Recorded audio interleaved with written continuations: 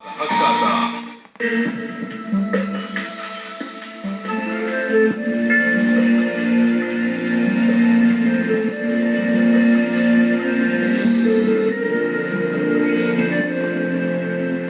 मंडळी नमस्कार. पासवर्ड आनंदाचा या कार्यक्रमामध्ये आपण आनंदाच्या अनेक वाटा शोधतोय, अनेक पासवर्ड शोधतोय. सावधानपणा, सतत सावध असणं, दूरदृष्टी आणि काही गुप्त गोष्टी आपल्याला हुशारीनं माहिती असणं, हे 3 प्रगतीचे पासवर्ड ठरू शकतात. त्यांना आपल्या जीवनात आनंद येऊ शकतो, आनंदाचे पासवर्ड ठरू शकतात. आणि हेच सावधानपणा, दूरदृष्टी आणि गुप्तता या 3 गोष्टींच्या या पासवर्डसाठी पुन्हा एकदा आपण शिवचरित्राकडे जाणार आहोत. शिवचरित्रातला तुम्हाला एक प्रसंग सांगतो. विजयदुर्ग नावाचा किल्ला आहे. शिवाजीराजांनी साधारणतः त्याचं पूर्वीचं नाव घेरिया होतं, पण 1664 ऑक्टोबर नोव्हेंबर महिन्यामध्ये राजांनी त्या घेरियाच्या तिथे 3 तटबंद्या उभी करून तिथे विजयदुर्ग बांधला. आणि विजयदुर्ग हा समुद्रातला किल्ला. इंग्रजांचं सैन्य, इंग्रजांचं प्रशासन विजयदुर्ग ताब्यात घेण्यासाठी त्यांच्या 3 लढाऊ नौका एका रात्री, म्हणजे काळोखी रात्र होती, अमावस्येच्या 2-3 दिवस अगोदरची रात्र असणार आहे, आणि इतकी शिस्तबद्ध योजना असते की वेगामध्ये यायचं, कमीत कमी वेळामध्ये विजयदुर्गावर काही अंतर राखून तोफांचे मारे करायचे, विजयदुर्ग ताब्यात घ्यायचा. अशी सगळी योजना, सगळी शिस्तबद्ध ठरलेली असते. मुंबईतनं लढाऊ नौका निघतात. ठरलेल्या शिस्तीप्रमाणे, ठरलेल्या सगळ्या योजनेप्रमाणे जवळजवळ टप्प्यात येऊन आलेल्या असतातच. आता फक्त विजयदुर्ग हातात घ्यायचा एवढंच बाकी आहे. एक 150 मीटर अंतरावर असताना पहिली जी युद्ध नौका वेगात आलेली असते, तिनं थोडंसं वळून पुढे जाऊन हल्ला करायचा असतो, पण ती अचानक त्या समुद्रात बुडते. अपघात झाला असावा, काय झालं काही कळत नाही. दुसरी तिच्या पाठीमागेच असते आणि ती पहिली बुडाली रे बुडाली हे कळायच्या आत दुसरीही बुडते. तिसरी जी अजून पाठीमागची असते, तिला कळतं की काहीतरी घडतंय, वेगळं घडतंय. त्या तिसऱ्या नौकेचा जो वेग आहे तो कमी केला जातो. ती पण बुडली जाते, पण त्यातले जे वाचलेले असतात त्यातले काही किनाऱ्यावर येतात. आता प्रश्न असा आहे की या 3 नौका बुडतात, त्यामुळे विजयदुर्ग वाचतो, विजयदुर्गाचं रक्षण होतं. मग आता या 3 नौका बुडाल्या आणि विजयदुर्गाचं रक्षण झालं, हा नशिबाचा भाग म्हणायचा का? बरं, नशिबाचा भाग म्हणावा तर एखादी युद्ध नौका बुडेल हो. 3 युद्ध नौका त्याच ठिकाणी कशा बुडतील? विजयदुर्ग वाचला कसा? नशिबानं वाचला का? नाही. तो विजयदुर्ग वाचला शिवाजी राजांच्या सावधपणाने. आणि तो विजयदुर्ग कसा वाचला याचे पुरावे कुठे सापडले माहितीये? भारतीय नौदलाच्या मुंबईतील नौदल संग्रहालयाचे अभिरक्षक कमांडर ए.व्ही. गुपचूप यांना पोर्तुगालची राजधानी लिस्बन येथे एक फारसी व मराठी भाषेतलं पत्र सापडलं. जे पत्र ती जी नौका बुडालेली होती त्यातले जे वाचलेले असतात त्यातल्या एकानं ही सगळी हकीकत तिकडे कळवलेली असते. आणि ती हकीकत आणि ते पत्र त्यातनं उलगडा झाला की या नौका का बुडाल्या.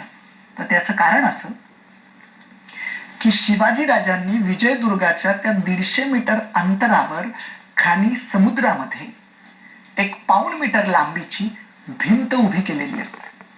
बरं, ती भिंत अशा पद्धतीनं बांधलेली असते की ओहोटी जरी समुद्राला असेल तरी ती भिंत वरती डोकं काढत नाही. आणि शिवाजीराजांची जी आरमार बांधणी होती ती कशा पद्धतीची होती माहितीये का? बघा, राजांचं शत्रूवर काय लक्ष होतं. राजांना माहिती होतं की शत्रूची जहाजं, शत्रूच्या नौका, लढाऊ नौका या कशा आहेत. तर शत्रूच्या लढाऊ नौकांचे तळ हे खोलवर आहेत, पाण्यात ते बुडालेले असतात, खोलवर जातात. राजांनी काय केलं होतं? आपल्या ज्या लढाऊ नौका होत्या त्यांचे तळ असे वरती उथळ ठेवले होते. त्यामुळे राजांच्या नौका जेव्हा विजयदुर्गातनं बाहेर पडायच्या तेव्हा त्यांचे तळ त्या भिंतीला लागत नव्हते. त्यामुळे शत्रूला शंकाही यायला जागा नाही की त्या ठिकाणाहून जिथून शिवाजीराजांच्या नौका ये जा करतात, म्हणजे धोका काहीच नाही, आपल्या त्या नौका सहज जातील, फक्त आपण कमीत कमी वेळामध्ये वेग वाढवून तिथे जायला पाहिजे. आणि म्हणून त्या युद्धनौका त्या उद्देशानं आल्या होत्या, पण त्यांचे तळ खोलवर असल्यामुळे जेव्हा त्या भिंतीच्या जवळ येतात तेव्हा खालचा तळ जोरात त्या भिंतीला लागतो. पहिली नौका फुटते, दुसरीही फुटते आणि तिसरीही बुडते. म्हणजे विजयदुर्गाचं रक्षण हे शिवाजी राजांच्या या पद्धतीच्या सावधानतेनं झालं होतं. काय राजांनी आरमाराची बांधणी केली आहे, काय दिव्य दृष्टी आहे. तुम्ही कधी मुंबईपासून विजयदुर्गापर्यंत हे सागरी किल्ले जर फिरलात ना, तर तुम्हाला जाणवेल की कसे बांधलेत. तो खंदेरी नावाचा किल्ला आहे, तो तर इतक्या इतक्या जलद गतीनं तो बांधलेला आहे की बाहेरनं हल्ले होत होते. खंदेरी बांधू द्यायचा नव्हता शिवाजीराजांना, कारण खंदेरी बांधला म्हणजे मुंबई आणि तिकडं जंजिरा याच्यामध्ये जर खंदेरी उभा राहिला तर मुंबईकरांचं, इंग्रजांचं आणि तिकडे जंजिऱ्याच्या सिद्धीचे जे काही कॉन्टॅक्ट्स आहेत तेच तुटले जातील ना, कारण तिथं खंदेरी उभा राहील. त्या दोघांवर लक्ष ठेवायला म्हणून खंदेरीचं बांधकाम एकाकडे चालू आहे आणि एकीकडे इंग्रजांचा आणि त्या सिद्ध्याचे हल्ले चाललेत. बाहेरनं हल्ले चाललेत, युद्ध चाललंय आणि आतमध्ये खंदेरीचं काम चाललंय. इतक्या टोकावर, इतक्या कमी वेळात आणि इतक्या बाजूनं हल्ले असताना ते उभं केलंय. आणि त्यात शिवाजीराजांचं स्मारक आम्ही समुद्रात उभ्या करण्याच्या फक्त घोषणा करतोय आणि ते अजूनही आम्ही उभं करू शकत नाही आहोत. त्या राजानं त्या काळात शत्रूचे हल्ले चाललेत, युद्ध चाललंय आणि आतमध्ये इंग्रजांच्या नाकावर टिचून खंदेरीचं काम चाललंय आणि खंदेरी उभा केलाय. आणि त्या राजाच्या स्मारकाला कुठले हल्ले नाहीत, काही नाही, तरी सुद्धा आम्ही निर्माण करू शकत नाही. ही कोणाची सरकारचीच अशी नाही, तुमची आमची सगळ्यांचीच खंत आहे. पण राजांची होती बघा.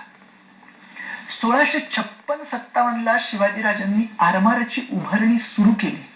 56-57. मी साल कशासाठी सांगतोय की 1659 अफजल खानाचा वध आहे, म्हणजे त्याच्या अगोदर आरमार उभारणी आहे. तोपर्यंत राजे हे हिंदुस्थानात प्रसिद्धही नव्हते. अफजल खानाचा वध झाला तेव्हा राजे सगळ्या हिंदुस्थानच्या समोर आले.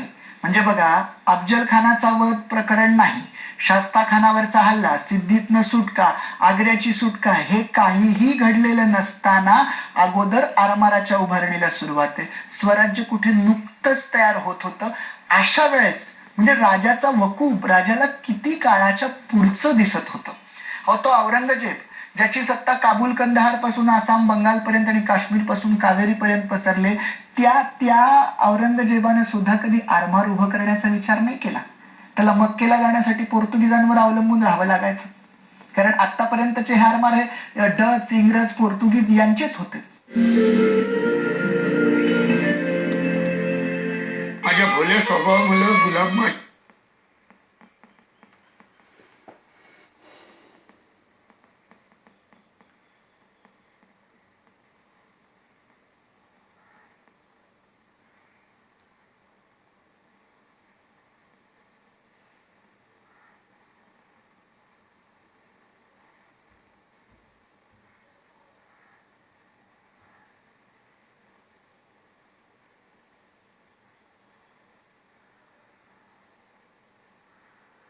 शिवाजीराजांनी आरमार उभारणी 56-57 पासून सुरू केली. अर्थात इंग्रज, पोर्तुगीज शिवाजीराजांची चेष्टा करायचे. त्यांना असं वाटायचं की हे राजांचा आरमार आपल्या आरमारापुढे काय टिकणार आहे. पण तुम्हाला सांगतो, बसरूरची जी लढाई आहे ती पहिली आरमारी लढाई आहे. मी माझ्या शिवचरित्रावरच्या व्याख्यानामध्ये या लढाईबद्दल आवर्जून सांगतो. ते याच्यासाठी की शास्ता खान, अफजल खान, सुरत लूट तुम्हाला सगळ्यांना माहिती आहे, पण एका दिवसात बसरूर लुटलंय आणि ती घटना काय हे फार कमी जणांना माहिती आहे. आणि ते बसरूर कुठे आहे माहितीये का? कर्नाटकामध्ये. राजे कुठून निघाले? मालवणवरनं. आणि त्या बसरूरच्या लोकांना वाटलंही नसेल राजे इथे येतील. का? कारण मध्ये वाटेत गोवा आहे आणि गोव्यावर पोर्तुगीजांची सत्ता आहे आणि पोर्तुगीजांचा आरमार सक्षम आहे. ते काही शिवाजीराजाला पुढे जाऊ देणार नाही. पोर्तुगीजांशी लढून यावं लागेल आणि शिवाजीराजाची ताकद आरमाराची एवढी मोठी नाहीये की पोर्तुगीजांचं गोवा क्रॉस करून तिकडे कर्नाटकापर्यंत जाता येईल. मग राजे गेले कसे? आता मी तुम्हाला म्हटलं तसं की राजांची गुप्तहेर यंत्रणा किती सक्षम होती बघा.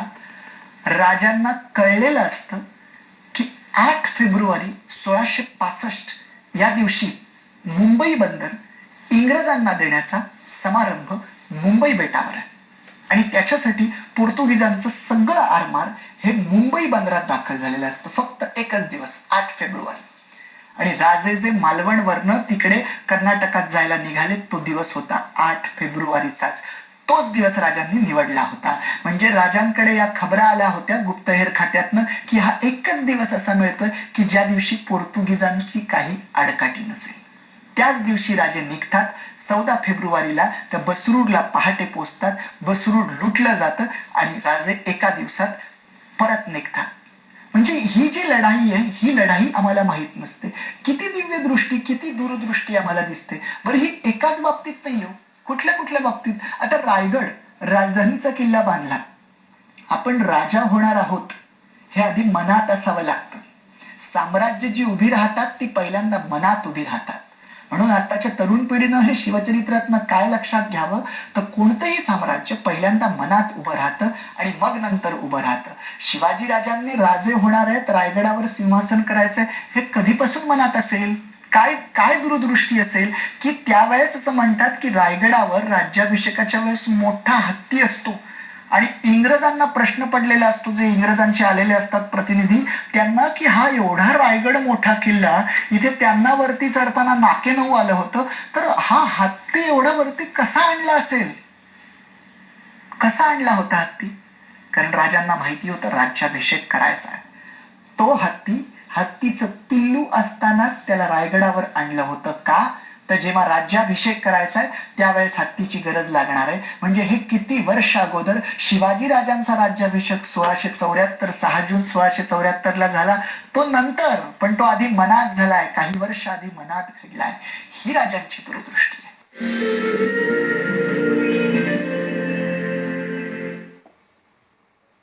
माझी मैस मला धारच काढू द्यायची नाही. एके दिवशी माझ्या मैत्रिणीनं कॉमेडीचं आधार कार्ड दिलं आणि चमत्कारच घडला. बिझनेस पार्टनर पैसाही आला. महाराष्ट्राच्या प्रत्येक जिल्ह्याची खबर.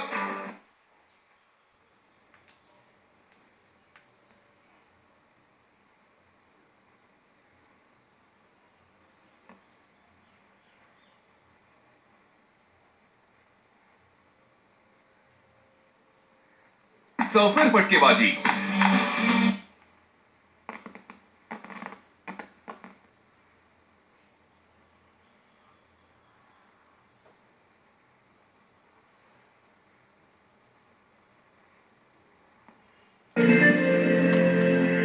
या सगळ्याचा अभ्यास आम्ही नक्की केला पाहिजे. हे जर सगळं आम्ही केलं ना तर मी तुम्हाला सांगतो शिवाजी राजाकडनं आम्हाला सावधानता घेता येईल.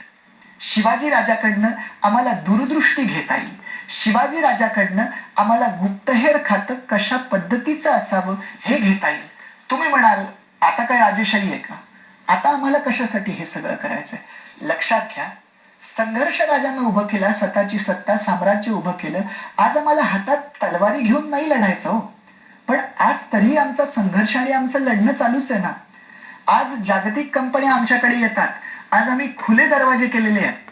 आमच्या गावाकडचा एखादा व्यावसायिक असेल तर त्याचा व्यवसाय लहान असतो, तो या कंपन्यांच्या विरुद्ध कसं लढणार असं जर त्याला वाटत असेल तर त्यानं पुन्हा त्या ठिकाणी शिवनीतीचा उपयोग केला पाहिजे. शिवाजी राजांचं चरित्र कशासाठी अभ्यासायचं आहे की ते तलवारीनं लढले का ढालीनं लढले या साधनांचा प्रश्न नाही हो. त्या त्या काळात जी जी साधनं असतात त्याच्यानं लढलं जातं, तो प्रश्न नाहीये. प्रश्न आहे जिद्दीचा, विचाराचा, की आज तुम्ही कसा विचार करू शकता. ठीक आहे, आज तुम्हाला तलवारीनं लढायचं नाही, पण आज बुद्धीनं लढायचं ना. त्यावेळेसही बुद्धीनं लढलं जात होतं. बुद्धी होतीच की, फक्त वापरली जात होती तलवार. आज आमची साधनं बदललीत, पण विचार, बुद्धी, प्रेरणा, जिद्द, संघर्ष करण्याची चिकाटी हे सगळं आम्ही शिवचरित्रातनं घेऊ शकतो ना. म्हणून तर मी तुम्हाला हे सगळं सांगतोय की ज्यावेळेस आम्ही मराठी माणूस म्हणून जे मग व्यवसाय असेल, धंदा असेल, उद्योग असेल, या सगळ्यामध्ये आम्ही बुवा मराठी माणूस कधी व्यवसायात टिकणारच नाही, मराठी माणसाला उद्योगधंदे जमणारच नाहीत, असलं सगळं रडगाडी भाषा बोलत बसण्यापेक्षा अरे शिवाजी राजाचे वारसदार आहोत. आमच्या शिवाजी राजांनी मोगलशाही, कुतुबशाही, आदिलशाही यांच्या विरोधी ही जर सगळी लढाई केली तर मी का करू शकत नाही? असं सगळं करून आम्ही निर्माण केलं तर तर आमच्या जीवनात प्रगती येईल. आम्ही अनेकांच्या जीवनामध्ये आनंदाचे पासवर्ड देऊ शकू. मला असं वाटतं मंडळी, तुम्ही जे जे ऐकताय हे नुसतं ऐकू नका, याचा उपयोग जीवनात करण्याचा प्रयत्न करा. नुसतं शिवाजी महाराज की जय म्हणू नका, तर त्याचा उपयोग झाला पाहिजे. सावधानता, दूरदृष्टी, काही गुप्त गोष्टी करणं हे आजच्या आनंदाचे पासवर्ड. लक्षात ठेवा. तुमच्या प्रतिक्रिया आमच्यापर्यंत नक्की पोहोचवा. माझा मोबाईल नंबर आपल्यासाठी देऊ